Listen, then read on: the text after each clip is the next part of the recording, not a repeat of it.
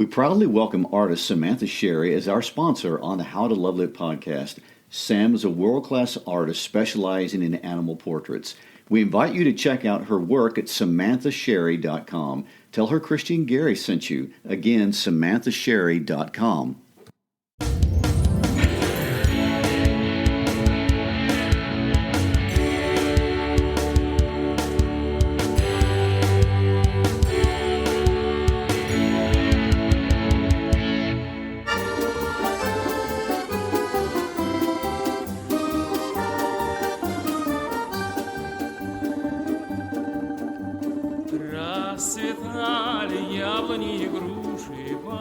Hi, I'm Christy Shriver.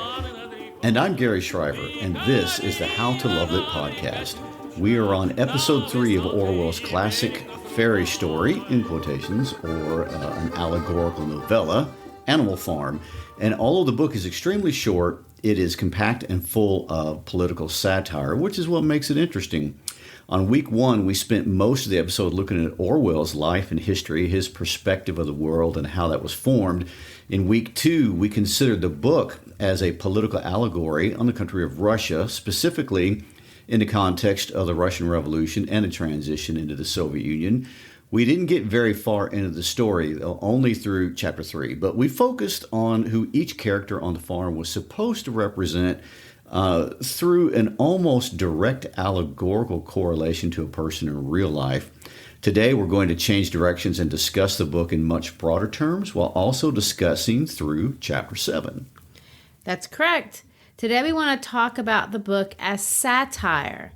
Now, satire, when we use that word, we're talking about a literary work that is trying to expose human vices or follies and scorn or ridicule us in some way. So what does that mean? It means that a person who is writing satire is trying to get you to see something about yourself or the world that you live in that the satirist thinks is wrong and you're missing. So he's kind of trying to hold up a mirror and distort it in such a way that you see it in the way that he sees it. Let me put it this way. The satire looks at something wrong, but he believes that you're so used to seeing the world, you can't notice what's really wrong in it. So he's just going to highlight that flaw for you so you can't overlook it anymore. In some ways, satire serves the same purpose as a sermon in church. The satirist is moralizing in a sense. It's opinion. The reason satirists use humor as much as they do is kind of obvious because no one likes to be criticized. And if you can laugh at it, just maybe you'll take that criticism a little more seriously. Ha ha, irony. So you're less likely, in a sense, to be offended if I'm making you laugh than if I'm just lecturing you. We do this in America on TV all the time. If you've seen a show like Saturday Night Live, South Park, even The Simpsons, they're trying to satirize or blow up or make fun of things and that they think are serious in our world that we don't actually think about.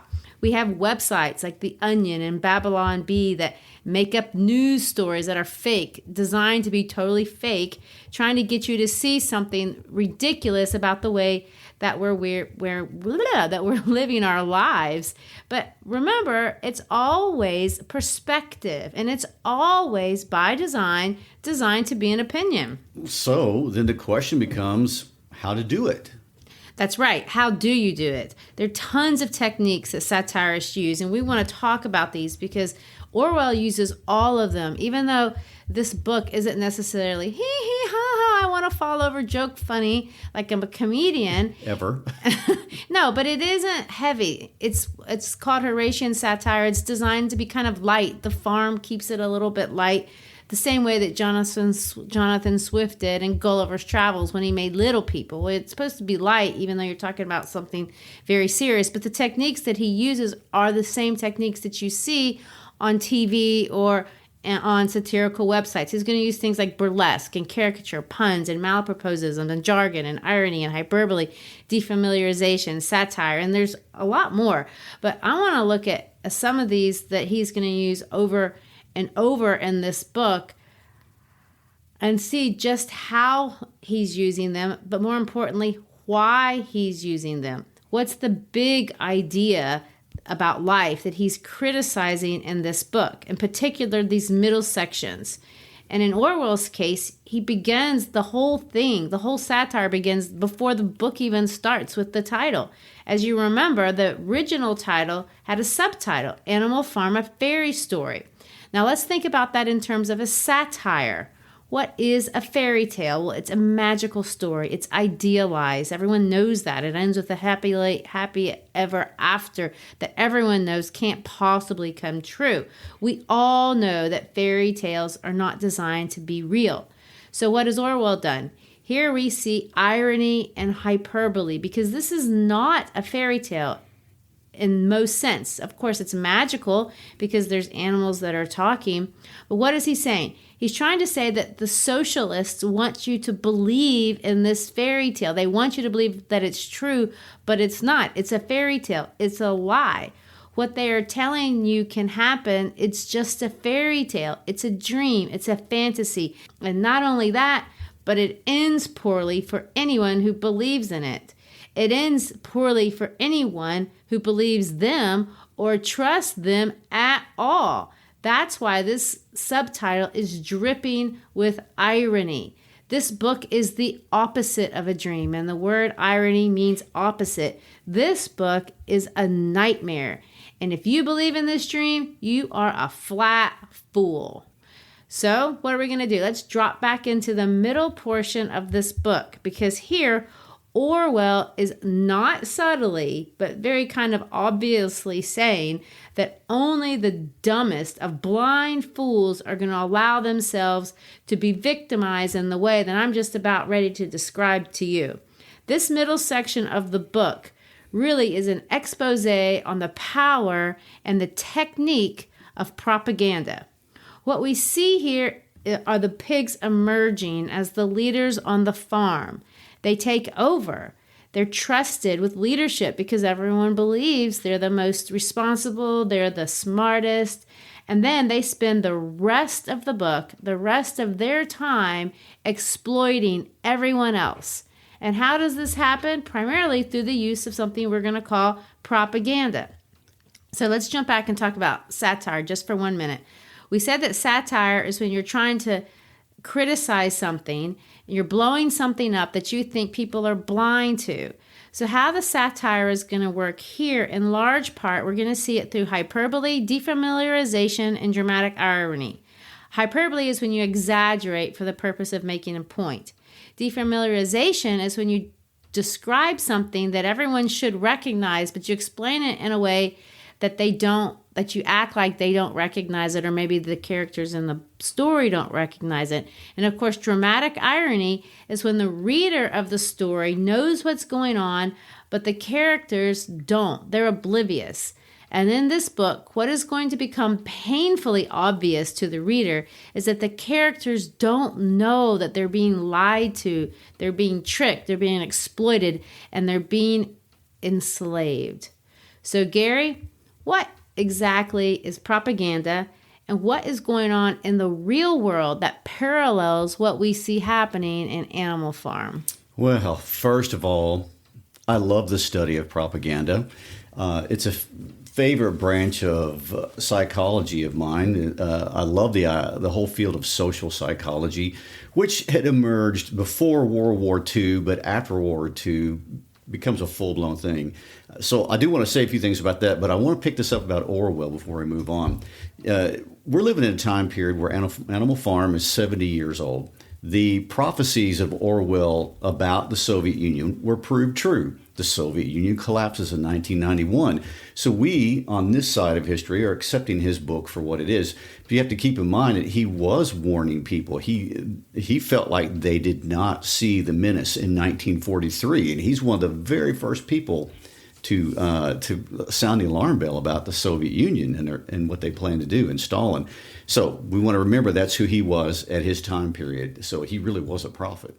Well, and in some sense, before you jump into the historical parallels, he's still a prophet, because although we can look back and say, I would never have done that, I would never have been so stupid, it's quite possible we are actually living our same stupidity, not just in our own political context, but you can do it in your personal context as well. These strategies are just not that difficult to implement if you trust somebody. You're correct. And what's fascinating is that you don't have to be the Soviet Union. You don't have to be Nazi Germany.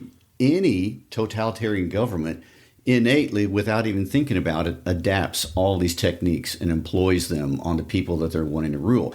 The government form is irrelevant, but anytime you have that dictatorial concentration of power, these behaviors emerge on behalf of the government. And one thing that we're not really going to talk about, unless we just go off on a tangent at some point, but we're not planning to talk about it, is I think obviously we are misled just in a commercial sense. I mean, people use a lot of these things to sell us stuff all the time, and we are the biggest suckers in a lot of ways. That's a great segue into talking about propaganda, because all of us experience propaganda. If you have ever watched a TV commercial and went out and bought the product, you were successfully worked by propaganda. The whole advertising industry's sole reason for existence is propaganda. I mean, seriously, how many cookies do you need to eat in your lifetime? That doesn't matter, because cookie manufacturers are going to hire people to tell you need more cookies. That's true. So that's how that works. And, as a general concept, propaganda can be defined as information, especially of a biased or a misleading nature. It's used to promote or publicize a particular political cause a lot of times, or a political point of view. And obviously our world is full of it, and we're extremely used to seeing it. And like the animals on Animal Farm, we're becoming a little bit tone deaf to it. For example, if I want to sell you potato chips, I might describe potato chips as sugar-free and a vegetable. And although both of those things are true, it's misleading. I've made them sound almost like a diet food. You should never eat potato chips for the purposes of dieting and losing weight, because in this case, what I am not saying is that they're fried, full of cholesterol, and they're a carbohydrate. Going to work against your purposes. But anyway, in my example, I'm not even lying. And what we're going to see is that lots of propaganda starts misleading, but it goes farther and farther till it reaches the point of just lies. Historically, of course, Hitler and the Nazi regime stuns the world with this masterful use of propaganda.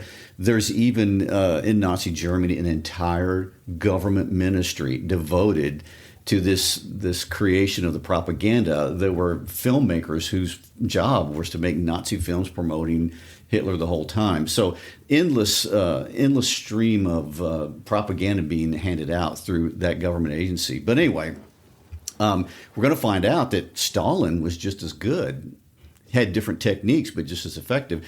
And what we see in Animal Farm is that once he fools you long enough to get to change around you, he tries less and less to lie and just makes you submit.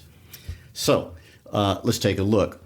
In a historical sense, the propaganda strategies that the communists used started with Lenin, or in our book, Old Major. And one thing you have to remember about propaganda is that it relies on you turning off the logical part of your brain. The propagandist wants you to act emotionally, not logically. So every one of these strategies is meant to short circuit your thinking process and get you to react emotionally rather than logically. So back to Old Major. What did he do that propagandists do? Well, number one, he's going to introduce slogans. You can't be a good propagandist or totalitarian without slogans. Okay? And what do slogans do? They're short little phrases that everyone can remember that makes us feel something. All men are evil. All animals are comrades are examples of that. He also introduces this idea of flag waving. Flag waving is the use of patriotism as a way of getting people to kind of line up and do what you want. Now, he teaches everyone Beasts of England, their theme song, and what you're going to see is that they will sing this song every week until Napoleon has totally taken over total control in Chapter 7, and he doesn't need it anymore. Flag waving, by the way, is a strategy that every country does, especially in times of war, and I'm not trying to say it's bad to be patriotic, because it's not bad at all. Everyone should feel pride in their country and work to make it as great a place as they possibly can.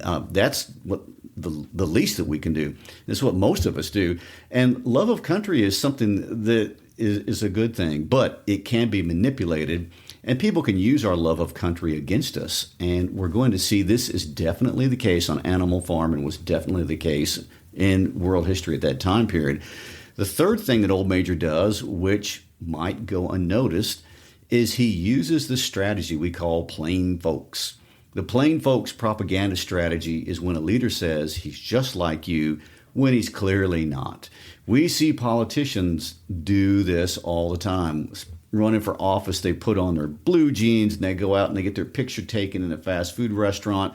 They're on a farm or in a factory when really in real life they're millionaires who've never done a day's work of physical labor in their lives. But they want you to believe that they can identify with you. And honestly, I want to throw this point in too. They're not completely manipulative because the voters want to feel like they can identify with you also. So it's a two-way street that allows propaganda to work. Anyway, so Old Major is the elite on the farm. He's described as a prize-winning boar. He's over 12 years old. He's sired over 400 piglets, yet he speaks as one of the people. He's going to claim, I can identify with you and I'm one of you, and this is a trick the pigs do for the rest of the book.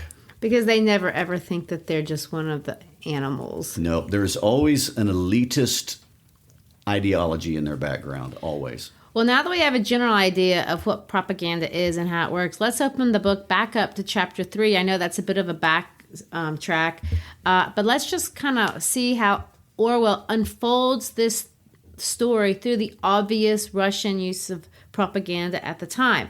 First of all, we have the pigs. We talked about that. They don't actually work. They supervise because they have superior knowledge. They're brain workers. They're brain workers. We see Boxer with his slogan. There's your slogan word again. I will work harder. And then later on it's going to emerge. Napoleon is always right. We see the slogans and the flag wavings, and they start this with the hoisting of the green flag on Sundays, the meetings, where everyone gets their instructions for the week, but it always ends with the singing of the song, Beast of England.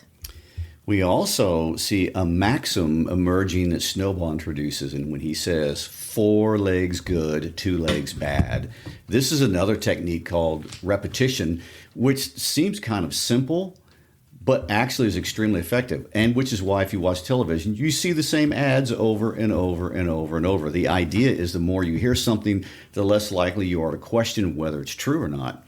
And it's why advertisers pay for you to see it many, many, many times, and the more you repeat something, the more likely it is to seem to be true. And of course, if we sit and think about that, that makes no sense.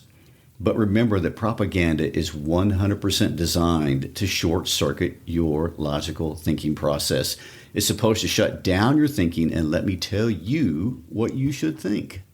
In chapter 4 of Animal Farm, of course, Mr. Jones has run off to the other farms, and we see the animals trying to spread their philosophy to the animals on the other farms via the pigeons, which, of course, is a natural thing. I would have done that, too. This is the Russians' attempt to spread communism all over the world, and we saw this, of course, in real life. The song Beast of England starts floating around other farms, and the other farms get nervous. They try to fight back with their own propaganda. They spread rumors about how on Animal Farm animals are practicing cannibalism, but they also shut down anyone for singing Beast of England. And of course, we saw America and England try to shut down any kind of communist threat. Well, it's famous, the spread of communism in many ways, which we can't get into now. But the big deal in chapter 4 is the Battle of Cowshed, which, of course, this is when the other farmers try to take back Animal Farm for Mr. Jones. But they're fought off by the animals. I do want to note that Boxer is a good guy, and even in this defensive posture of trying to protect his, quote, homeland, he feels bad when he hurts a human. He never wants to hurt anyone, and that's something we're going to see throughout the whole story, and something that's going to be exploited, of course. But Gary, before we go back to propaganda, what is the Battle of Cowshed in actual history, in case anybody's interested in that? If we want to draw the parallel. Yeah. Well, sure. And we could go deep into this, but we don't have time to. But, of course, this is the famous Russian Civil War. As the book goes on, it's going to become really obvious that Mr. Frederick is supposed to be representative of Germany. Mr. Pilkington is supposed to be representative of the British and the Americans. And now that we know about this period of time, is that the Germans are fighting the British and Americans, and after the revolution, the Germans kind of shouldered the Russians out of the war. What we have is the last remnants of the anti-Bolsheviks, the White Army, trying to fight the communists, the Red Army. The White Army is kind of what is left of landowners, middle class people, monarchists, that sort of group, and they're really no match for the gigantic working class represented by the Bolsheviks or the Red Army. So by 1922, the Civil War was over, and the Soviet state is established. So I guess when I read this, of course, it's expressed like two countries invading the farm. But what really happened is this is all happening internally inside of Russia in real life. I do like that quote, though, when it says this: the most terrifying spectacle of all was Boxer rearing up on his hind legs and striking out with his great iron-shod hoofs like a stallion. Kind of meaning, the working class is so big, what's left of the little bitty middle class doesn't have a chance. Yes, and all that the old guard could do is what Molly did, and that's run away. Another thing that happened in the Russian Civil War that is accurately depicted and highlighted in Animal Farm is that Trotsky, or Snowball, emerges as a military hero. That's kind of a big deal, and that's a problem that Stalin will have to deal with. In real life, Stalin was appointed the general secretary of the Communist Party, which Lenin actually regretted doing. He uses his position to make himself a political force and oust Trotsky completely. In Animal Farm, we see this through the argument over the windmill. The windmill, depending on whose opinion you want to read, could represent the spread of communism itself, or it could represent the industrialization or the Industrial Revolution that they wanted to bring to the Soviet Union. I tend to see it more as the industrialization, but either way, what we see is that Napoleon and Snowball are constantly arguing over the plan and the method, and everyone else is just watching. So Napoleon clearly wants to take charge. Yes, but I will say that Snowball does get his shout out, and he gets a military decoration, Animal Hero First Class, which is something that's going to have to change over the course of time. When he becomes no longer useful for propaganda, yes. And brings us back to Chapter 5 and our discussion on propaganda. I was going to save this for next week, but I think it might be better to bring it up now. People actually disagree as to who is the protagonist in this book. Now, you have to remember the protagonist is the main character. It's not the hero, and this is not a hero story. We're not supposed to see any of these people as heroes. But who is the main character of the book? If you think that this book is primarily about Napoleon, so if Napoleon is the main guy and this is a book about Stalin or a totalitarian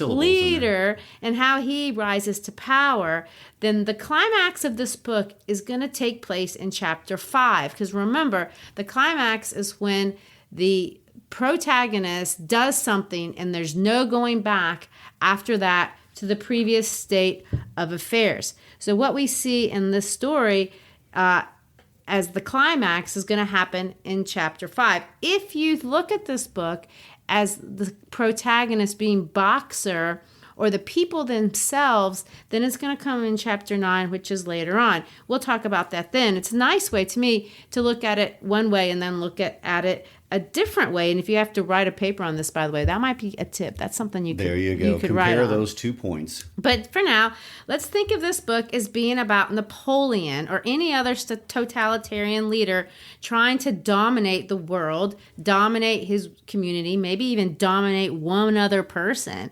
Because in this chapter, Napoleon is going to seize total control and he's going to use propaganda techniques to do it. So in Chapter 5, as you've already stated, Molly completely runs off. She's out. The sheep are full on bleeding. 4 legs good, 2 legs bad. Non-stop slogans. And of course, sheep are stupid, idiot animals in almost every story you'll ever read, including almost well, I don't want to say that. But anyway, the sheep are dumb and they're easily manipulated and they don't even try to think for themselves. So if you notice this, every time Snowball tries to say something, the sheep on cue are going to blurt out, 4 legs good, 2 legs bad. This, of course, is something that we see happening a lot today in political discourse. If the other side is making some sort of cogent argument that you don't want anybody to hear, just get some protesters to go out and scream and bleat out vacuous nothing accusations. Or you can do this on Twitter or digitally. Just bleat out sheep-like slogans. That's why it over exists. and over and over again. And the idea is your bleating of these slogans or just short phrases or just unreasoned discourse is going to block out any possibility of reasonable, complex discussion. We do need to introduce what I think is the most powerful tool here, and that's fear.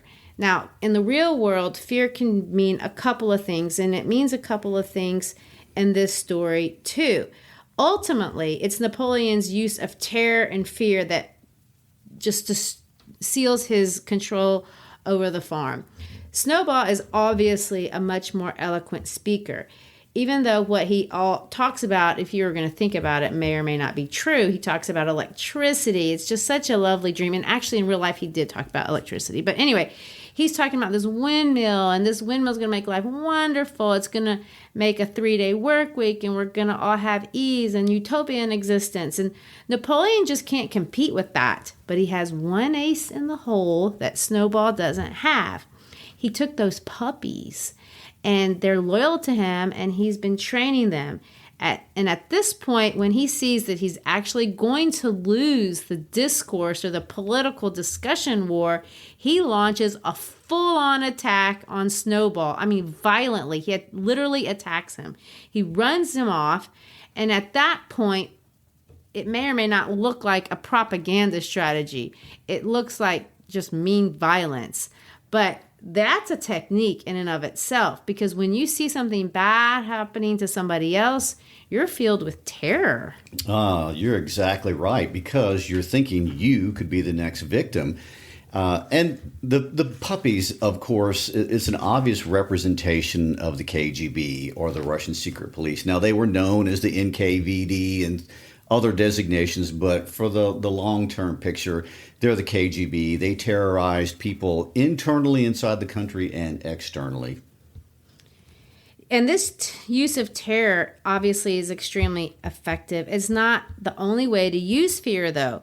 Fear can be used psychologically as well as physically. And I'm going to mean like psychologically, in your mind, you're made afraid of things that may or may not be real. And we see Napoleon doing this again in chapter 5 through this character of Squealer, this voice box.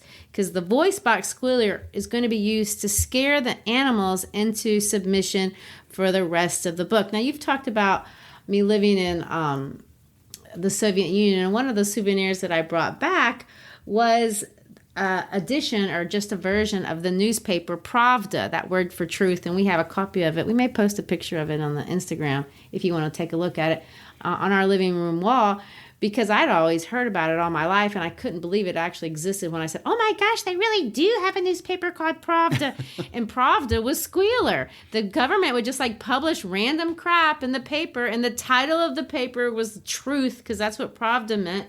But nothing in the paper was actually true at all. It was just all garbage that people wanted you to believe. And anything that Squealer says is something that you probably shouldn't believe. We haven't highlighted Squealer's role so much, but it's been there already in the book. And that's obviously a good name for him. He squeals, which makes him sound irritating. He also hops back and forth, which is just kind of funny. But we see him doing here in this chapter what all propaganda people do. And you're going to see several things. First of all, he is going to rewrite history. And we see him doing this. He's going to say, Snowball is a criminal. We all know he's no better than a criminal. By the way, that's bandwagon. When you say something that we all do this, we all like this, and then you don't. Well, you think you should. Well, if everyone else does, they should too. But he says, Snowball, who, as we know, was no better than a criminal, he fought bravely at the Battle of Cowshed, said somebody. And Squealer's going to say, bravy's not enough. Loyalty and obedience are more important. And as to the Battle of Cowshed, I'll believe the time will come when we shall find that Snowball's part in it was much exaggerated. So he's just kind of like going to rewrite what actually happened at that battle. And then he says this is where we get to the fear part. One false step and our enemies would be upon us. Surely, comrades, you do not want Jones back. And this, of course, is the one thing that they know that they don't want. They don't want Jones back. He's the one they're really scared of. Which is interesting because they're going to be put in a situation soon where they have to decide, are they more afraid of Jones or are they more afraid of Animal Farm, which is ultimately what will happen. And I want to say this about rewriting history. There's a word for that. It's called revisionism. And anytime I say that R word, I almost need to spit. So it's a foul word. Revisionism is basically when you take history and you rewrite it to support a political point of view that you have. Instead of looking at the holistic picture of a historical event, you're using it for your own propaganda purposes. The psychological term for this is gaslighting, and people do it all the time. And the problem Napoleon had was that Snowball was a war hero, and that has to be changed. So here we're going to see the commonly practiced propaganda technique called assertion. That's when you just say something so strongly, you make it true by the authority of your assertion. And Squealer says, Snowball, as we now know, was no better than a criminal. Well, of course, nobody knew that to be true, but he says it so emphatically that it must be true. And he also represents the government. So the voice of the government is now saying he's a bad person. And we're going to see all these techniques just kind of go on simultaneously throughout the whole chapter and really throughout the whole book. Because on these same pages where you see him gaslighting people and rewriting history and using fear, they're still continuing to have these ceremonies, and every Sunday they're going to get up and they're going to get the skull of old Major that's now clean. That's kind of like the body of Lenin. And they're going to erect it, and they have the flagstaff, and they're going to have the gun.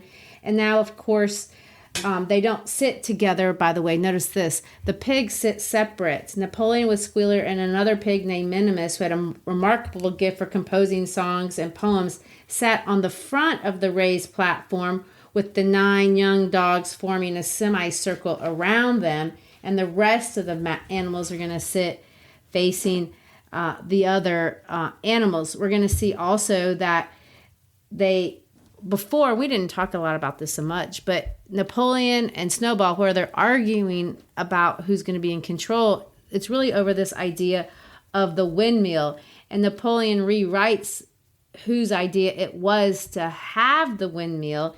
And by the end of chapter 5, he's saying it was my idea to have the windmill.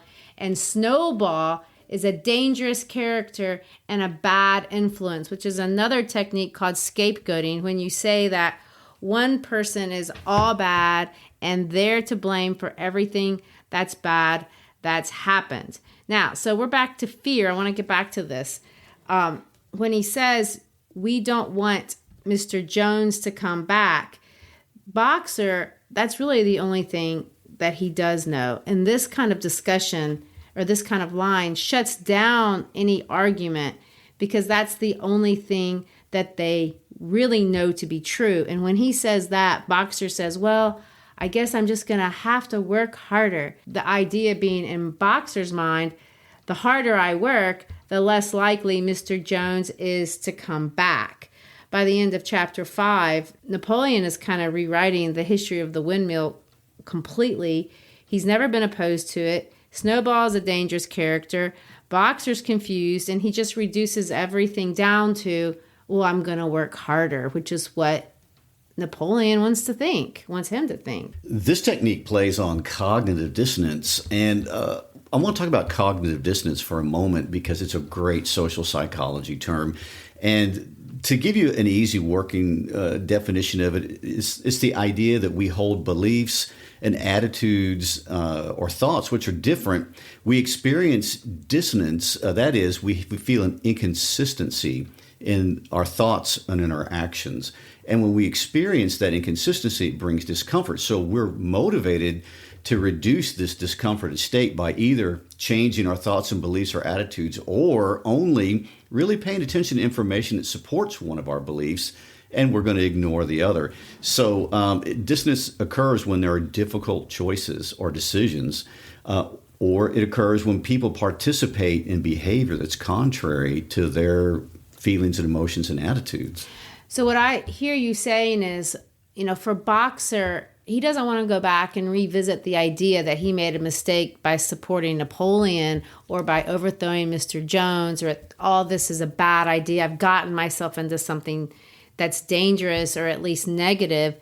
So he's just going to pretend that that's not so, disassociate himself for anything that would support that and just reduce it to something that I can do, I can believe, that doesn't hurt my feelings, that lets me live where I am at this moment in peace. And in his case, I'm just going to work harder.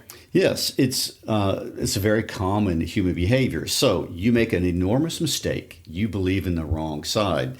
You're left with two choices. You have to determine I was stupid, and I therefore have to take responsibility to change my course and correct it, or no, the others are stupid.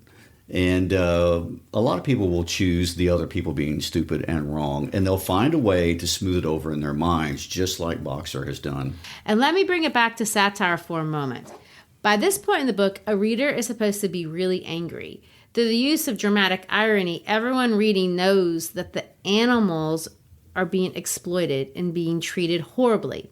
This is Orwell saying, see, this is what's going on in real life, and you can't see it. So that's the parallel. This is what I'm blowing up for you to be able to see. You're being lied to by people in authority. You're being gaslighted. Your patriotism is being used against you. These slogans, these nonsensical bleating of protests to shut down dialogue, don't you see? This is a real world. People are rewriting your past. They're rewriting your history books. They're rewriting your recent memory. And he's saying this: you live on Animal Farm, you dumb horse. Stop saying Napoleon is always right. Whoever you're listening to, consider the fact that you need to revisit who you should be trusting or who should you be listening to.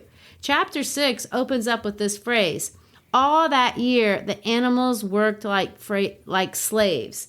The truth is, the reader knows, but by chapter 6, the animals are slaves. And this is another fascinating psychological insight. When you are being abused, there is a point where you have to decide the responsibility to choose differently is on me, and I have to make these changes. And at that point, it's too late for the animals.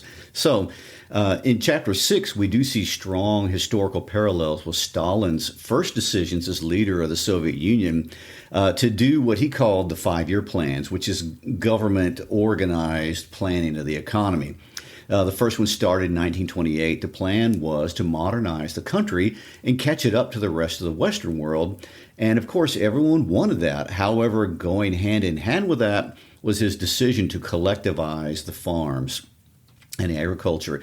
He thought he could increase production by moving to large-scale farms operated by the government and bringing all the peasants under his control to work there. Basically, this meant that everyone would be working for the government, and once you do that, the government did what we all know people naturally do with no competition. They squeezed the people for more work and less money. And of course, I want to say this: that's not all that different from the serfdom they had just experienced. Well, the Soviets did not move very far away from the old czarist traditions. They just simply changed the people in charge. So instead of having serfs and little kings, they had one big Napoleon king, and everyone was operating under that. Stalin put a lot of people to death to go along with his farm collectivization. So anyway, what's going to happen is the quality and the quantity of services are going to take a nosedive. By 1931, Russia was living in a famine, and millions of Russian peasants died. This also affected the next door country of the Ukraine. Stalin did little to help the people, and it was truly horrible. And Christy, this is something that you actually saw a little bit of when you went to Kazakhstan. So tell us about this collectivist living and what you saw when you went there. Well, remember, when I went there, it was actually kind of disintegrating, but very much the structure. 92, the year after the collapse. Yeah, but still the structure, the things that I remember were very much in place. I can remember going down the street. Well, first of all, there wasn't enough food. There was never enough food. And we would have to divide up as a group. There were 6 of us in our group, and we would have to divide up because each store only sold one thing, and they were all painted white, and they had stencils with black letters that told you what they would sell. So you'd have to stand in one line outside in the cold to get bread. Then you'd have to go to another store to get eggs or dairy. They may have sold a couple things and butter in one store. Then you'd have to go to a different store to get meat if you were going to do that. So we would all have to, in the middle or in the morning before school, decide what are you going to go get. And I might stand in the bread line, and another person would stand in another line. And by the end of the day, we'd have our food for the day. Now, I will say that the quality, there is no such thing as quality control when you have one store and he only sells one type of bread. And we called it brick bread because it was really, really hard. I remember one time we threw it against our wall and made a dent in the wall, and it didn't dent the bread. So you have, first of all, inferior quality because there's just no motivation for anybody to make anything. You also didn't have any incentive to sell anything. I remember we wanted to buy a cassette tape. Now, I know that's dating me a bit, but we wanted to... back in the 90s. I know. We wanted to make a tape for our family. I don't remember why. So it took us a long time, like a week. We had to ask around, and that's how you found out anything in the old Soviet Union. There was never advertisements. You would ask a person who would ask a person and ask a person who knew a cousin, blah, blah, blah. But anyway, we found a place where they had cassette tapes. So we went over there, and we could see it. It was full of cassette tapes. And we asked to buy one. They're like, no. Like, no. The customer was not always right? No, he didn't care. I was like, please. He goes, no, I just don't want to. I'm just, no. I said, what are you going to do with all of them? He goes, I don't know. I'm just supposed to take care of them. I don't care. And I couldn't believe that he would not sell. This happened when we went to a restaurant. I remember one time we went to a restaurant. They would whimsically let you in or not. Super nice restaurant. And we had tons of money because their money was just so devalued. So we were trying to take advantage and go to a really nice restaurant. We went to the restaurant, and the guy at the door, the maitre d', said, we're full. And we looked in, and there's like 3 or 4 people in there. And we're like, but you're not full. He goes, yes, we're full. And the idea is they didn't want to cook a lot. And they didn't. We were explained to this later, that they had, we don't want to cook more than because they weren't making any money. If they sold 2 dishes or if they sold 50 dishes, that's all it mattered. It made no difference to them. So, they didn't necessarily. Sometimes they would let us eat. We try all the time. We'd have 5 or 6 places that we would try to go to and see if any of them would let us in. So this ends up being the world where there is no incentive for anyone to do anything. The only thing that you could really count on is, of course, the emergence of the black market, which is not necessarily illegal in the sense that you're selling drugs and stuff, but you're selling things on a free market and allowing people to buy and sell at will. A parallel economy that emerges. So here you go. By the time I get to the USSR, the curtain has fallen. Things are improving. But what we saw of things that had been portrayed in the past were not the things that the West this whole time thought was going on behind that Iron Curtain, because Stalin and the Russian government spent a lot of effort trying to make us think that things were really good back there, that people were prospering and living and having good lives. Well, of course you didn't know, and that was intentional, and something Orwell showcases in Animal Farm. In Chapter 7, what we have is Orwell's representation of the shortages of supplies in Russia. But what we also have is Stalin's deliberate attempt to conceal this from the outside world. Propaganda is now full-on, unadulterated deceit. And I'm not trying just to slant things to my point of view. I'm totally lying about reality. We see this with the empty bins of food. Whimper, this guy from the outside world, which is an interesting name, by the way, is taken around Animal Farm and shown bins of food that don't actually have grain in them. They have sand in them and just a little bit of grain on top because no one wants the outside world to know that they're starving. By chapter 7, life on Animal Farm is truly horrible. Chapter 6 is awful and a culmination of every propaganda technique Orwell could find that he could just fit in, and he juxtaposes it with some of the most horrific expressions of violence you could ever put into a short chapter. Exactly. And what we had in actual real history were the Great Purges. This took place between 1936 and 1938. Stalin executed or sent to the Gulag labor camps anyone he thought was a threat, and that ended up being quite a lot of people. He had these things people have called the Moscow show trials, which is kind of what we're seeing here in Animal Farm. Most experts say that the number was upward of 750,000 people brutally murdered, with over 1 million sent to gulags, and those are guesstimates. Well, on the farm, the issue is that Napoleon wants to sell the chickens' eggs, and they don't want to give up their babies, obviously. They try to rebel, and when they do, they're starved. And that's when we start seeing more propaganda. Snowball is said to be coming around the farm, and everything that's bad that's happening on the farm is blamed on Snowball. Now we're back to scapegoating. Everything is one person's fault. Once it's determined that everything is supposed to be Snowball's fault, it doesn't matter what happens. If something bad happens, somehow it's going to get to Snowball. Squealer is clearly going to establish this fear technique when he says that, "Oh my goodness, comrades, a most terrible thing has been discovered.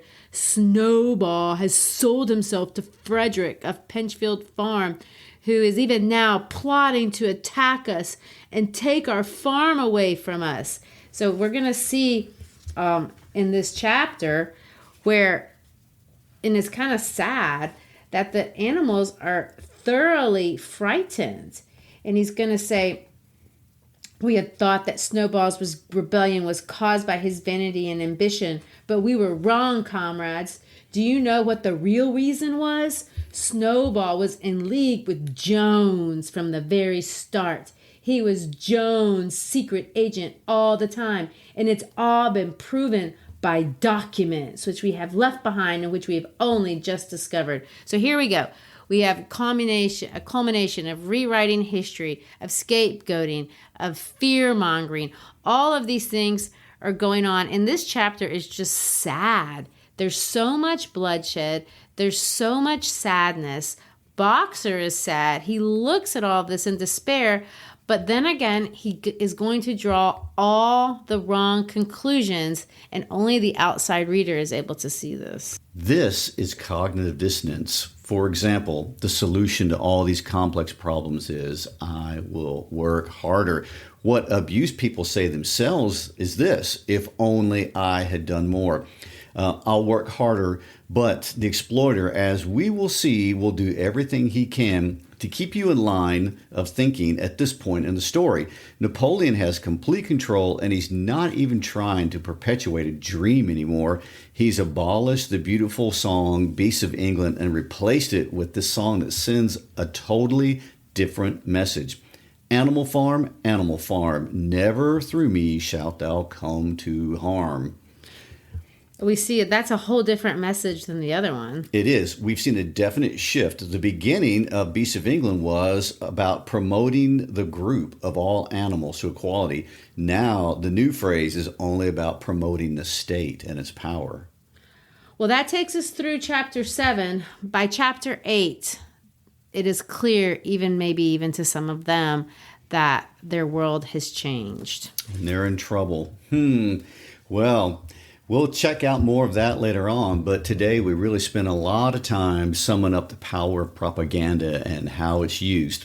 And we want to go over again, in case you didn't catch it, the slogans, the techniques: slogans, flag waving, plain folks, name calling, scapegoating, assertion, bandwagon, repetition, history revision or rewriting, and most importantly, fear. These are the techniques most commonly used to get you to react emotionally and not logically to the world that you're living in.